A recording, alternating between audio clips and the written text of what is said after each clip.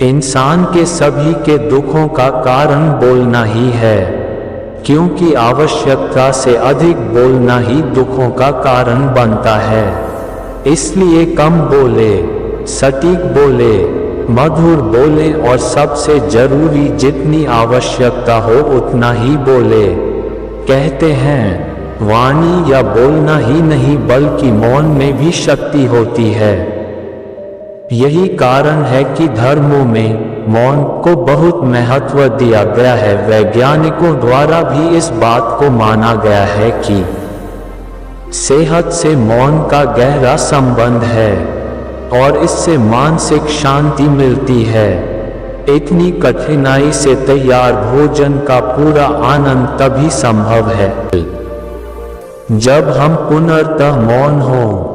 अतः भोजन के दौरान मैं मौन रहकर उसका पूरा स्वाद लेता हूँ। वस्तुतः शांति से किया गया भोजन न केवल शारीरिक भूख को तृप्त करता है बल्कि मानसिक आनंद और सात्विक ऊर्जा भी देता है। वीडियो में आगे बढ़ने से पहले यदि आप इस वीडियो पर नए आए हैं तो आप इस चैनल को सब्सक्राइब जरूर कर लें और लाइक शेयर करना ना भूलें। मौन से विचारों में एकाग्रता आती है और रचनात्मकता बढ़ती है।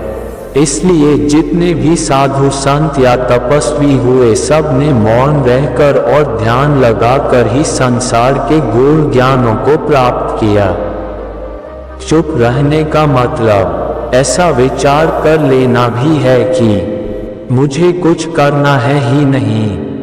ऐसा नियमित रूप से नींद से उठने के बाद विचार करके 10 से 15 मिनट यदि बैठा जाए तो यह अति लाभकारी होता है। जैसे नींद की अवस्था में कुछ भी ना करने का ही योजना रहती है या संकल्प रहता है, ऐसे ही जगी हुई अवस्था में भी कुछ ना करने की सोच ही चुप रहने की अवस्था कही जा सकती है। इस दौरान ये भी संकल्प नहीं रखना है कि हमें कुछ नहीं करना है, क्योंकि यह संकल्प भी फिर करना ही हो जाता है। हर क्रिया चाहे शारीरिक हो या मानसिक पूर्ण रूपेण हर क्रिया को रोकना ही चुप रहना कहा जा सकता है। क्या होता है चुप रहने से और सोच समझ कर जवाब देने से? चुप रहने से हमारे रिश्ते प्रगाढ़ होते हैं, मजबूत होते हैं, हमारा ज्ञान बढ़ता है, लोग हमारी बातों को गंभीरता से लेते हैं और सबसे बड़ी बात हमें बाद में पछताना नहीं पड़ता। हमारी खुशियाँ बरकरार रहती है। चुप रहने की आदत बनाए रखने से सदैव हमारी बात को हमें और आकर्षक तरीके से बोलने का समय मिल पाता है और हम बहुत ही नपे-तुले शब्दों में अपनी बात रख पाते हैं, जिससे सबका मन शीतलता प्राप्त कर पाता है। हमारा दिमाग बेहतर काम करता है, तनाव के हार्मोन्स को नियंत्रित कर पाते हैं, हमें आत्मचिंतन करने का समय मिल पाता है, हमारी याददाश्त मजबूत होती है और हम किसी भी निर्णय को लेने के लिए सक्षम हो पाते हैं। चुप रहने से हमारे शरीर की तात्कालिक ऊर्जा का खर्च होना बंद हो जाता है, जिससे हम अद्भुत शक्ति का अनुभव करते हैं। जानवर से बोलना तो हम नहीं सीख सकते, लेकिन हम उनसे चुप रहना जरूर सीख सकते हैं।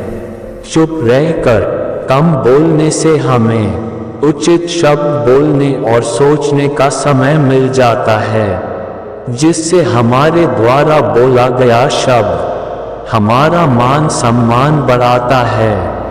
किसी के दिल तक पहुंचने का रास्ता हमारी जुबान से होकर ही जाता है। हम क्या बोलते हैं, कितनी हमें चुप रहने की आदत है, इसी से हमारी पहचान उनके हृदय में बनती है। चुप रहने की आदत से हम नई ऊर्जा को अपने मस्तिष्क में निर्माण कर ऊर्जा का संग्रह कर परिणाम में खुशियां प्राप्त कर पाते हैं। चुप रहने से हमारे चेहरे का तेज बढ़ता है, जो हमें आकर्षक दिखाने का काम करता है। चुप रहने से हमारी वाणी से अदृश्य शक्तियों का जुड़ाव होता है और हम जो शब्द बोलते हैं उससे हमारे सम्मुख व्यक्ति भी उन शब्दों को सुनकर खुश होता है। दोनों ही प्रसन्नता का अनुभव करते हैं। प्रसन्नता बनाए रखने, तनाव को खत्म करने के लिए ये तकनीक चुप रहना, पूर्णतया शांत हो जाना बहुत ही कारगर होता है। चुप रहकर क्या करें और क्या होता है इसके लिए हमें किसी शांत स्थान पर चले जाना चाहिए। कुछ नहीं करना, जहां तक हो सके चुप रहना हमारे मस्तिष्क की गतिविधि को बैलेंस करता है। हमें चुप रहकर प्राणायाम द्वारा मन को निष्क्रिय करना चाहिए, जो हमें पुनः ऊर्जा से भरता है और आगे के विचारों पर कार्य करने की शक्ति देता है। परिस्थिति के उतार चढ़ाव में हमारा चुप रहना कई बार अति लाभकारी हो जाता है, क्योंकि यह सामने वाले को हमारा एक उत्तर ही होता है कि हम उसकी बात से सहमत नहीं। यह उसके लिए एक तरह की सजा की तरह हो जाता है, जो हम बिना कुछ बोले ही दे पाते हैं। खुशियों के लिए उस समय हमें उस व्यक्ति को मन ही मन माफ कर देना भी हमारी खुशियां बरकरार रखता है, बनाए रखता है।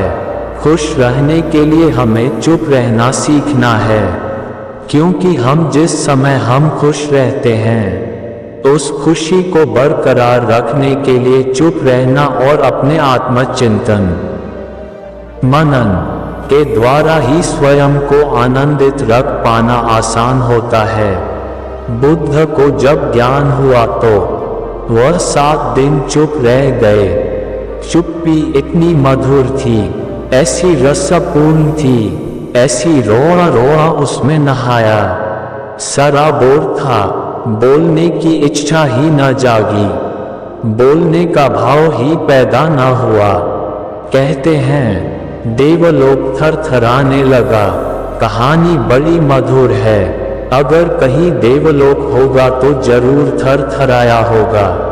कहते हैं ब्रह्मा स्वयं घबरा गए, क्योंकि कल्प बीत जाते हैं, हजारों हजारों वर्ष बीतते हैं, तब कोई व्यक्ति बुद्धत्व को उपलब्ध होता है। ऐसे शिखर से अगर बुलावा न दे तो जो नीचे अंधेरी घाटियों में भटकते लोग हैं उन्हें तो शिखर की खबर भी न मिलेगी। वे तो आंख उठाकर देख भी न सकेंगे। उनकी गर्दनें तो बड़ी बोझिल हैं। वस्तुतः वे चलते नहीं, सरकते हैं, रेंगते हैं। आवाज बुद्ध को देनी ही पड़ेगी, बुद्ध को राजी करना ही पड़ेगा। जो भी मौन का मालिक हो गया उसे बोलने के लिए मजबूर करना ही पड़ेगा। कहते हैं ब्रह्मा सभी देवताओं के साथ बुद्ध के सामने मौजूद हुए। वे उसके चरणों में झुके। हमने देवत्व से भी ऊपर रखा है बुद्धत्व को। सारे संसार में ऐसा नहीं हुआ। हमने बुद्धत्व को देवत्व के ऊपर रखा है। कारण है देवता भी तरसते हैं बुद्ध होने को। देवता सुखी होंगे, स्वर्ग में होंगे, अभी मुक्त नहीं हैं, अभी मोक्ष से बड़े दूर हैं, अभी उनकी लालसा समाप्त नहीं हुई है, अभी तृष्णा नहीं मिटी है, अभी प्यास नहीं बुझी है। उन्होंने और अच्छा संसार पा लिया है और सुंदर स्त्रियां पाली हैं।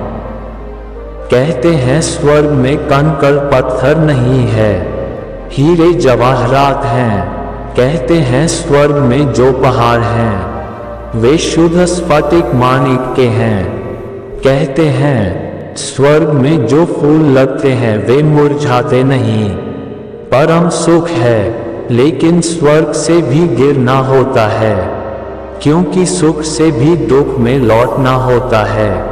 सुख और दुख एक ही सिक्के के पहलू हैं। कोई नरक में पड़ा है, कोई स्वर्ग में पड़ा है। जो नरक में पड़ा है वह नरक से बचना चाहता है, जो स्वर्ग में पड़ा है वह स्वर्ग से बचना चाहता है।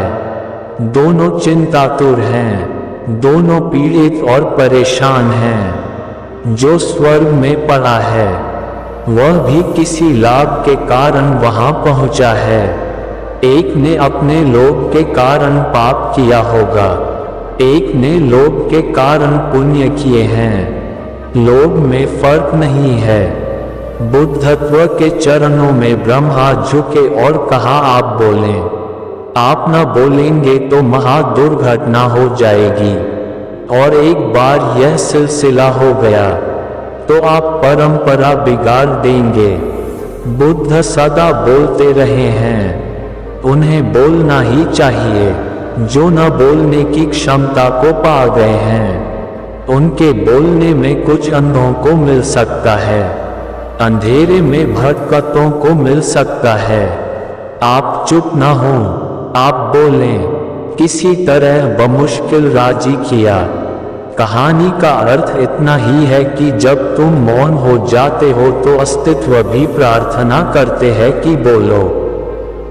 करुणा को जगाते हैं। उन्हें रास्ते का कोई भी पता नहीं, उन्हें मार्ग का कोई भी पता नहीं है। अंधेरे में टटोलते हैं, उन पर करुणा करो। पीछे लौट कर देखो। साधारण आदमी वासना से बोलता है, बुद्ध पुरुष करुणा से बोलते हैं। साधारण आदमी इसलिए बोलता है कि बोलने से शायद कुछ मिल जाए। बुद्ध पुरुष इसलिए बोलते हैं कि शायद बोलने से कुछ बन जाए। बुद्ध इसलिए बोलते हैं कि तुम भी साझीदार हो जाओ उनके परम अनुभव में। पर पहले शर्त पूरी करना पड़ती है, मौन हो जाने की, शून्य हो जाने की। जब ध्यान खिलता है, जब ध्यान की वीणा पर संगीत उठता है, जब मौन मुखर होता है, तब शास्त्र निर्मित होते हैं जिनको हमने शास्त्र कहा है। वह ऐसे लोगों की वाणी है जो वाणी के पार चले गए थे। और जब भी कभी कोई वाणी के पार चला गया, उसकी वाणी शस्त्र हो जाती है, आप हो जाती है। उससे वेदों का पुनः जन्म होने लगता है। पहले तो मौन को साधो, मौन में उतरो, फिर जल्दी ही वह घड़ी भी आएगी, वह मुकाम भी आएगा जहां तुम्हारे शून्य से वाणी उठेगी। तब उसमें प्रामाणिकता होगी, सत्य होगा, क्योंकि तब तुम दूसरे के भय के कारण न बोलोगे। तुम दूसरों से कुछ मांगने के लिए न बोलोगे, तब तुम देने के लिए बोलते हो। भय कैसा? कोई ले तो ठीक, कोई न ले तो ठीक। ले तो उसका सौभाग्य, न ले तो उसका दुर्भाग्य। तुम्हारा क्या है? तुमने बांट दिया, जो तुमने पाया तुम बांटते गए। तुम पर ये लांछन न रहेगा कि तुम कृपण थे, जब पाया तो छिपा कर बैठ गए।